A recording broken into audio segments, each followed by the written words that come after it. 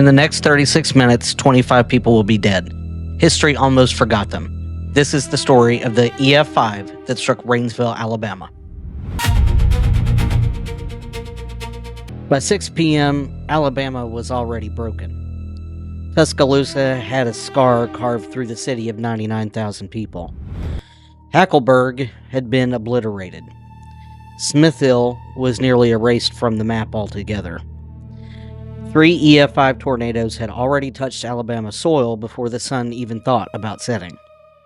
Bill The and news Tuscaloosa. trucks were out. Yeah, it looks the very cameras serious right were now in rolling. Tuscaloosa. We've got a big The old entire ball that's world coming was right to watching. downtown, possibly. And then, at 6:19 p.m., a fourth EF5 dropped out of the sky over DeKalb County, Alabama. Nobody was watching. Nobody was filming. By then, America had already decided it had seen enough. 25 people died in the next 36 minutes. History almost forgot every single one of them.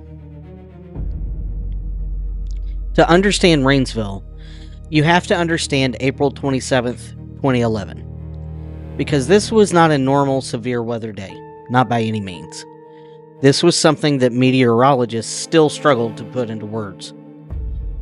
The Storm Prediction Center called the atmospheric conditions that day, quote, among the most conducive to violent tornadoes ever documented. The atmosphere was practically begging for violent tornadoes to form. Dew points were in the mid-60s, surface temperatures near 80 degrees, Cape values pushing 3,000 joules per kilogram.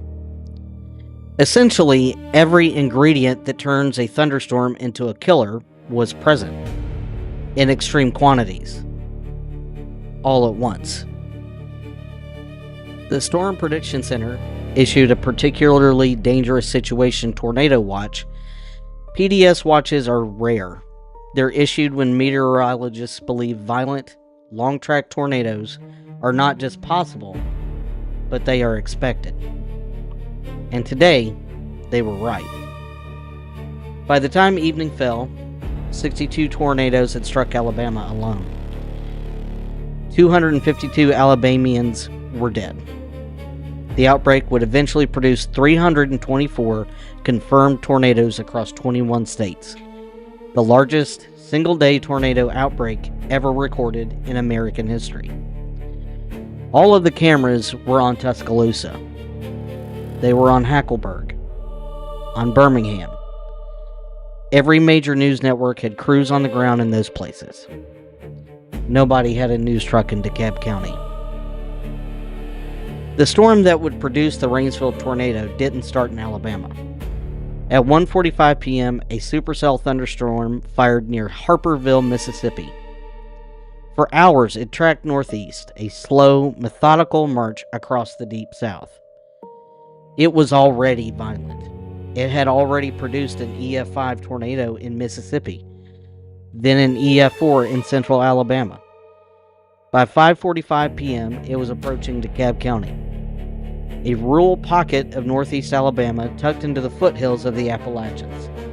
The National Weather Service issued a tornado warning at 6:10 p.m. They had 9 minutes to prepare. 9 minutes for people who may not have had a basement, or a storm shelter, or even a reliable way to receive that warning. At 6:19 p.m. Central Daylight Time, the tornado touched down near the Lakeview community northeast of Geraldine.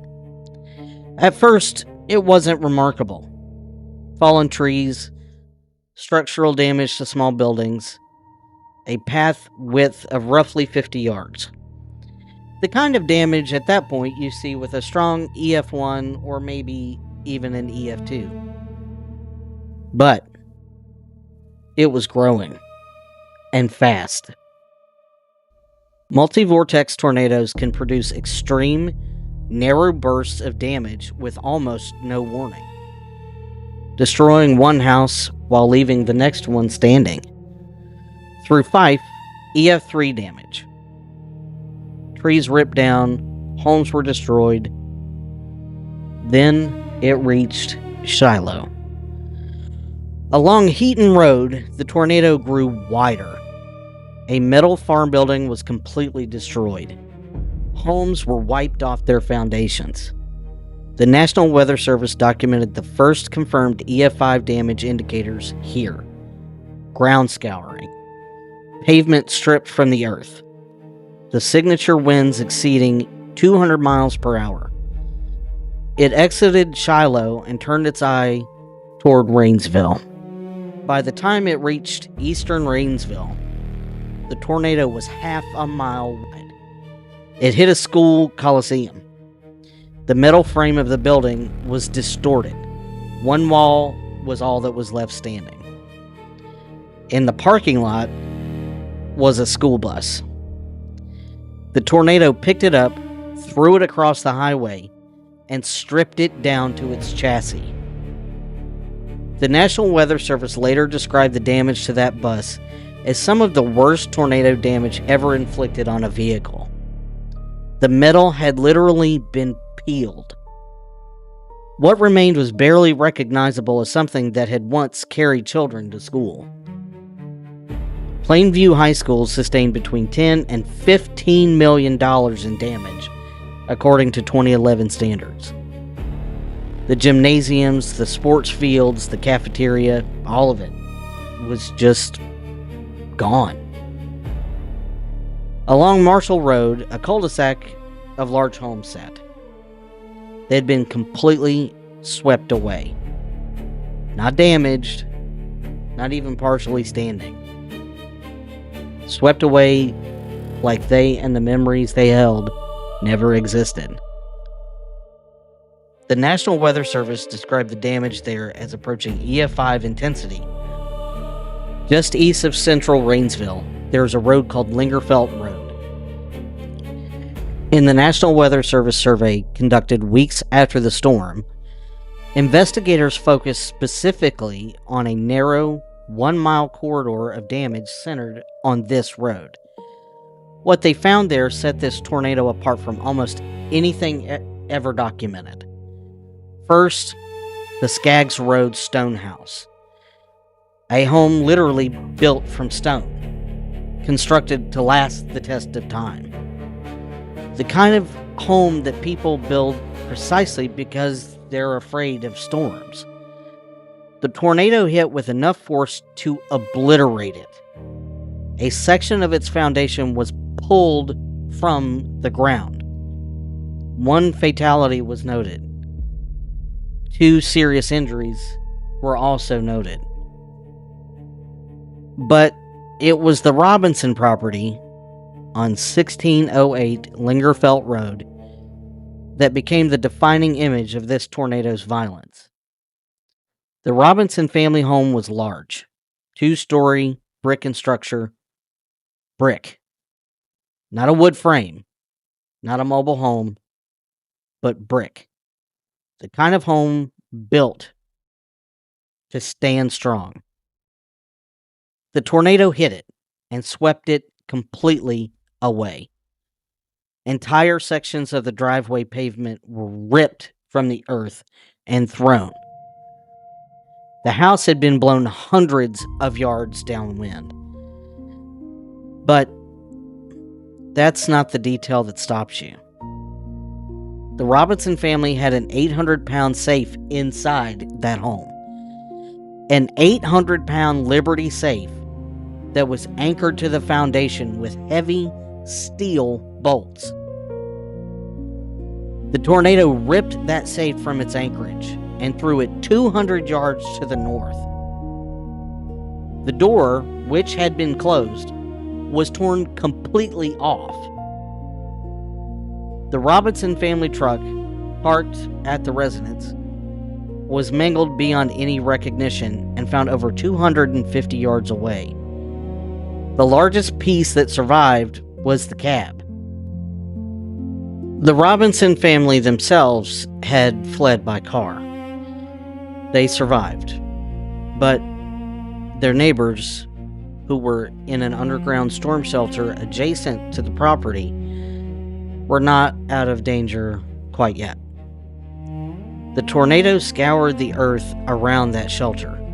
It ripped open a section of the shelter's roof, partially exposing the people huddled inside before thankfully moving on. Now, stop and think about that. These people had done everything right, exactly what they were supposed to do. They were underground in a shelter. The door was closed and locked, and the tornado was strong enough to partially open it from above. The National Weather Service assessment was very blunt. The damage at Lingerfelt Road represented some of the most powerful tornado damage ever surveyed anywhere within the United States. And almost no one outside of DeKalb County even knows that it happened. The tornado pressed northeast. It wasn't finished. In Sylvania, homes were removed clean from their foundations. Anchor bolts torn from the earth. The Mountain View Baptist Church, a building dating back to 1902, the old portion of that church itself had been completely destroyed. A newer addition built in 2004 was partially destroyed. A concrete block hallway connecting the two sections was all that remained. Near County Road 112, east of Sylvania, electrical transmission towers, the tornado bent them over, twisted them like someone had crumpled up aluminum foil.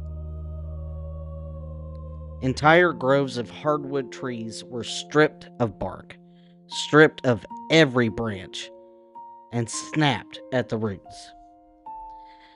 By the time it reached the Cartersville area, the damage path narrowed to about 50 yards. The storm, thankfully, was weakening. 36 minutes after it touched down, it finally dissipated near Rising Fawn, Georgia.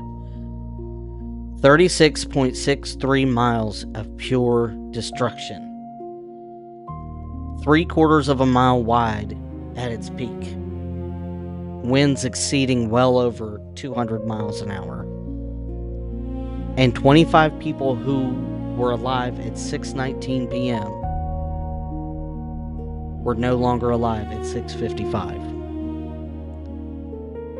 So here is the question. Why don't we know about this story? The answer is almost too simple and too human. By 6:19 on April 27th, the news cycle was full. Tuscaloosa had already been hit at 5:12. A mile-wide EF5 had devastated a city of nearly 100,000 people. Hackleburg, with its 1,500 residents, had been destroyed earlier that morning. The Smithfield tornado had already killed 18 people. Networks had segments prepared. Reporters were on the ground. When Rainesville was hit, there were no news trucks. There was no dramatic footage making it to national air. As a matter of fact, the actual footage of the tornado is fairly scarce, relegated to a few recorded videos on cell phones by the people who witnessed it firsthand. And even those are scarce to find. News reporters were not waiting at the edge of the damage path. There weren't university campuses affected, no skylines recognizable to an outside audience, no names that meant anything to someone watching from Ohio, California, Vermont.